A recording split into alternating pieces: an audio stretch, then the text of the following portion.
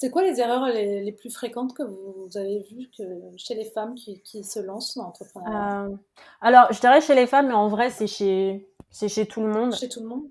Et c'est des erreurs que tu fais si tu es pas venu à Gold Up typiquement ou que tu es pas encore arrivé à Gold Up. Non, mais je dirais que l'erreur la plus fréquente est vraiment faites attention à ça s'il vous plaît. Quand vous vous lancez, que c'est une première boîte, ne faites pas un all-in sur votre première version.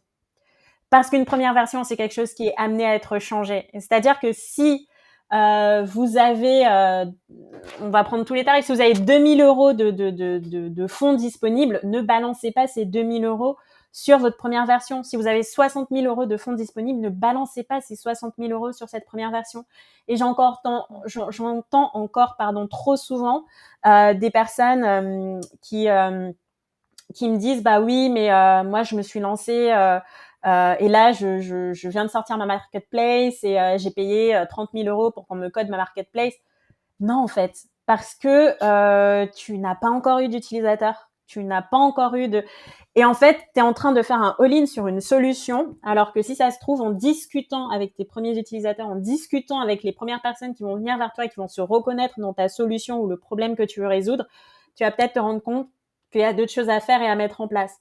Tu vois, nous, avant typiquement de sortir la masterclass, on fait des tests, on voit ce que ça donne en live, on prend tous les retours, on améliore au fur et à mesure en fonction de tous les feedbacks. Et une fois qu'on a fait 5, 6, 7, 8 bootcamps en ligne, on sait quelles sont les attentes, on sait ce qui peut fonctionner, on sait ce qui marche bien ou pas. Et donc là, on peut se lancer sur une formation et on peut investir pour sortir un produit qui va correspondre aux besoins. Et trop souvent, en fait, quand on entreprend, on a des intuitions. Par exemple, à Ouais, Gold Up, on a des intuitions aussi. Hein. Nous, une de nos intuitions, c'était que le en ligne allait moins bien marcher que le sur place. Bah, ça n'a pas été confirmé. ça a pas été le cas. Ouais, une de nos intuitions quand on a lancé Gold Up, c'est qu'on allait attirer plutôt des profils e-commerce. Ça n'a pas été confirmé parce qu'aujourd'hui, on a vraiment tout type de profil. On a des personnes qui ont des restaurants, on a des chercheurs, des doctorantes, on a du e-commerce, on a de tout.